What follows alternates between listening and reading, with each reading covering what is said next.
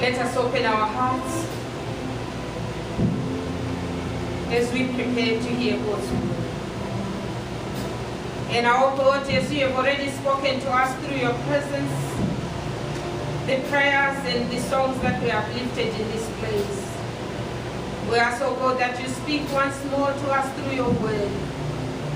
And mighty God, I ask that the meditations of our hearts and the words of my mouth, imperfect as I am, may all be found worthy before you, our source of hope and salvation.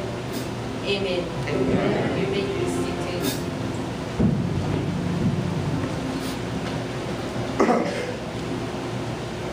I guess one of these days, I'll ask Brother Jackson and his trustees to buy me what do you call that glass pulpit, so that I don't hide behind that. Amen? God is amazing. You know, if you don't ask, you don't get. If you don't ask, you don't get. Amen? Amen. Amen. This morning, as we prepare for our Holy Communion and also prepare to celebrate July 4th, which is next on Tuesday, a very special day in the nation of the United States of America, because we remember and celebrate our independence. Am I right? From Britain. And one thing that I love about the remembrance of our independence is the fact that we are also reminded that our nation is a nation that was built on trust in God. It is a nation that has a religious foundation, even though we know our history is marked with a lot of atrocities that were perpetrated towards the slaves. Nevertheless, we know that if it wasn't for our ancestors' faith in the God of Israel, the God who delivered the children of Israel from their captivity in Egypt, that story that they held on to, that story that kept them alive even as they were going through very difficult times, we wouldn't be where we are today, lest we forget. And therefore this morning, I come to all of us with a reminder that our nation is being called to come back to God. A national call to come back to God. And I am reading from the book of Psalms, Psalms 33, verses 12 to 19. And my focus verse is verse 12, which says, "Blessed is the nation whose God is the Lord, the people he chose for his inheritance." Blessed or blessed is the nation whose God is the Lord. That is a call, isn't it? For us to remember that if we are to continue being blessed as a nation, we need to remember who our God is. Many have said, we seem to have come to trust our dollar more than we trust our God. We are being called to come back to God. One of the national hymns that I really love to listen to is "God Bless America," which was written by Irving Berlin in the 1800s. I love the words of this song. They say, "God bless America, land that I love. Stand beside it and guide it. through the night with a light from above. You can imagine. Wasn't that the light that led the children of Israel when they traveled through the wilderness at night? Through the night, guided through the night with a light from above. And I want to remind us that nighttime can sometimes be during the day. Because when things are dark, it's like we're living during the night. And therefore, we are being reminded through this national hymn, which is also a prayer, guided through the night with the light from above. From the mountains to the prairies, to the oceans whitened with foam. God bless America, my home, sweet home. While the storm clouds gather far across the sea, let us swear allegiance to the land that's free. Let us all be grateful for a land so far, as we raise our voices in a solemn prayer. God bless America, land that I love. Stand beside it and guide it through the night with the light from above, from the mountains to the prairies, to the oceans, white with foam. God bless America, my home, sweet home. God bless America, my home, sweet home. God bless America, my home, sweet home. America has also become my home. And I'm always reminded of that command that was given to the children of Israel while they were in exile, that they needed to pray for their masters and bless the land where they were. They did not have to wait until they went back to their homeland. This is my homeland Israel. And therefore I pray that the Lord will continue to bless our land. Because when the Lord is blessing our land, it's not always about the ground itself. It's about everything. The land with its inhabitants. We, the people of America. Everything about us. Everything that we touch. Everything that we do. Wherever we go. Our health, our families, our finances, everything about us. We ask for that prayer. I love this national anthem. But the question still remains, does God still hear our prayers? Are we, the so-called blessed people, still seeking the presence of the Lord? Especially in the midst of what is happening today. Our land is a land that has become a battlefield. A battlefield of violence. A battlefield of unforgiveness. A battlefield of hatred. A battlefield of immorality. A battlefield whereby there is no more respect for anything. No more respect for human life. No more respect for one another. No more respect for the things that we once perceived as sacred. Where are we as a people? Where are we as a church? Where are we? Where do we stand as individuals? Yes, we sing, God bless America. The psalmist is reminding us today that blessed is the nation whose God is the Lord. Beloved, as somebody that was born and raised in a third world,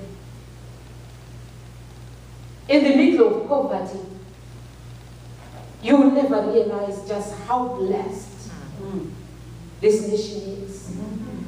Just how blessed you all are. Yes, we talk about poverty, but you have not seen poverty as I have seen. Yes, there is still poverty here, because I see it every Tuesday when we do ministry at People's Church. Someone says sometimes poverty stinks. Yes, it does. You don't want to be there. But many times we don't realize just how blessed we are. We tend to focus on those things that have gone wrong. Blessed are those people whose God is their Lord. Oh, yes. Blessed are those people who rise up every morning and praise the Lord. Because this psalm is a prayer as well. A prayer to say, blessed is that nation whose God is the Lord. The psalmist was calling the children of Israel back to God, because many times they forgot where they had come from. They forgot who had led them from their captivity in Egypt. When things went right and they were basking in their riches, they sometimes forgot where they had come from. Yes, we have a history. Our nation has a history, and the history may not be a good history, but nevertheless, we are blessed. Amen. We woke up this morning Oh, yes. after spending a night sun. Many of us have a place that we call home. Isn't that a blessing? When there are so many who are spending the night under the overpass, in the open, come rain, come thunder, whatever the weather is, they still spend the night out there. We are blessed. Oh, yes. Some people don't have clothes over their back. We look at the plight of refugees all over the world who are running away from war, from their countries. Some of them hardly have anything to cover their back. Some of them hardly have anything to eat. They don't know where their next meal will come from. And yet here we are. I am already struggling to forgo some meals because I'm trying to lose weight because of overeating. I'm blessed. Oh, yes. I'm blessed. Because I remember those days when I was growing up, when I did not have a meal. Blessed are the people who remember that their God is the risen Lord Jesus Christ. Blessed are the people who remember where they have come from. Oh, yes. And how blessed they are. Oh, yes. Oh, yes. Shouldn't we continue to fill this house with praise? Because this psalm is also a praise. Praise Him. From the rising of the sun until the going down of the same. Because God is worthy to be praised. He is worthy to be praised. Even though I wake up with aches and pains, I need to praise Him because I'm still alive. Yes. And I'm still able to walk. Yes. Yes. It doesn't matter whatever I am going through, I still need to praise Him. Because the fact that I'm standing here is a testimony to the Lord's goodness and mercy. Yes. does not matter. Even if I don't have money in the bank, I will still continue to praise Him. Because if He cares for the sparrow, I know that He cares. The Lord is calling us back to Him, people. Beginning with the church. And the church is you and I, is every individual. This is just a building, but the church is you and I. The Lord is calling us back to Him. Because we seem to have wandered far away from Him. Our nation is struggling. Our families are struggling. How many times do we hear news of families falling apart? How many times do we hear news of children being abused in places where they are supposed to be secure? Just this morning, I was reading the news. Another road rage. Killing. What's going on? What's going on? God is calling us. He said, come back to me. Come back to me. Come back to me. Because when we come back to God, we begin to surrender everything. It has to begin with the inside man. Unless the inside man is saved,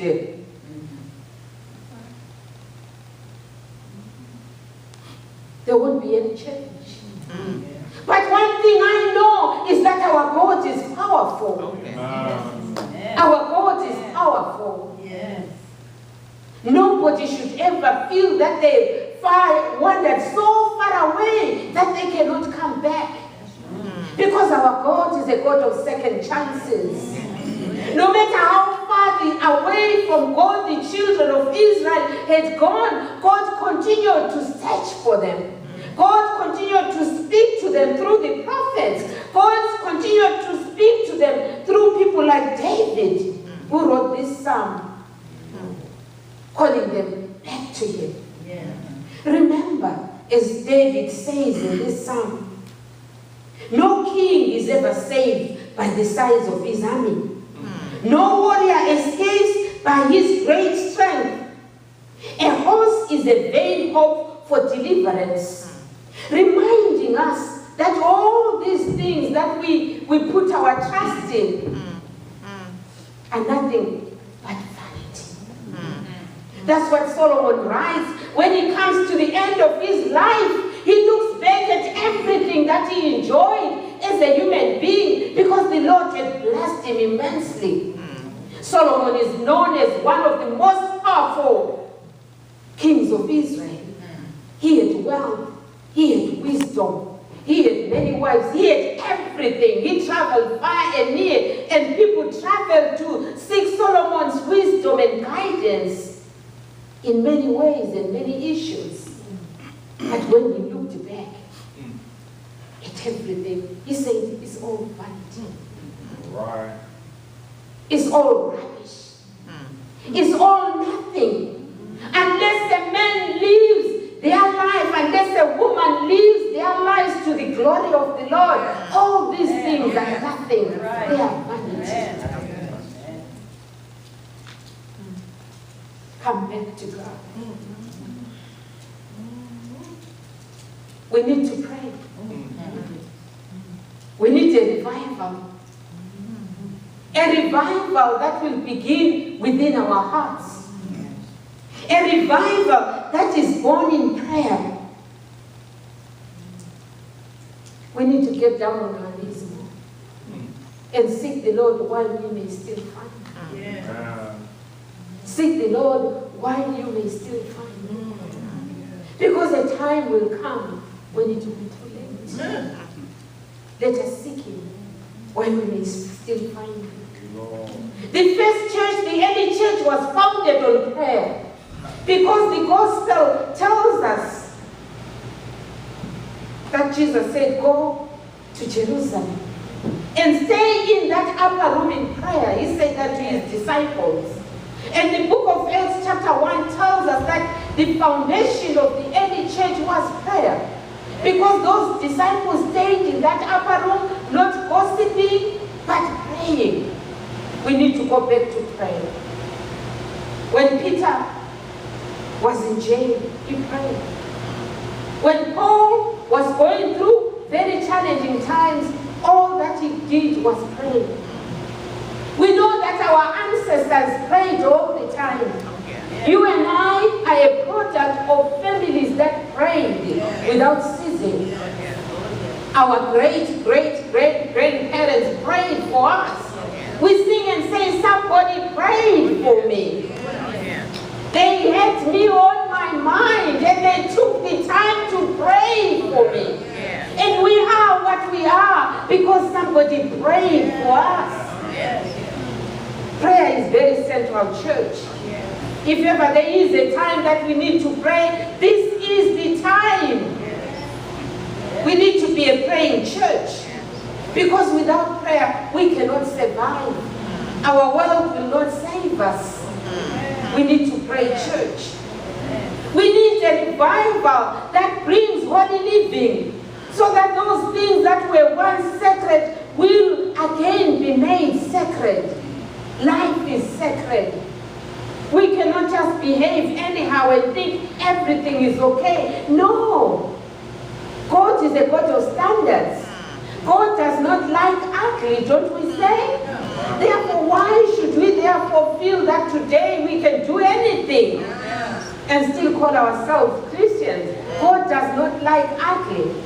He is a God of standards. We need prayer that will produce holy living. You and I know those things that we struggle with. You and I know how far we have fallen. The Lord is calling us back to Him, church. As we will celebrate our independence on Sunday, on Tuesday rather, my prayer is that we will not just think about the hamburgers and the hot dogs and all the good things that we have planned to have on Tuesday. Let us take the time to pray and ask God to renew us, to revive us. The Church of Jesus Christ is dying, and yet here we are. What are we doing about it? Families are falling apart, left, right, and center. Here we are. Yes, we cannot change what happened, but we can do something about what is happening now to strengthen one another. Come back to God. Come back to God. God is calling you and I to come back to Him. We have wandered far, far, far away from God. We need Him. If we are to survive through these very, very challenging times. May God bless us. May God empower us. May God continue to strengthen us. Let us arise as we sing our hymn of invitation.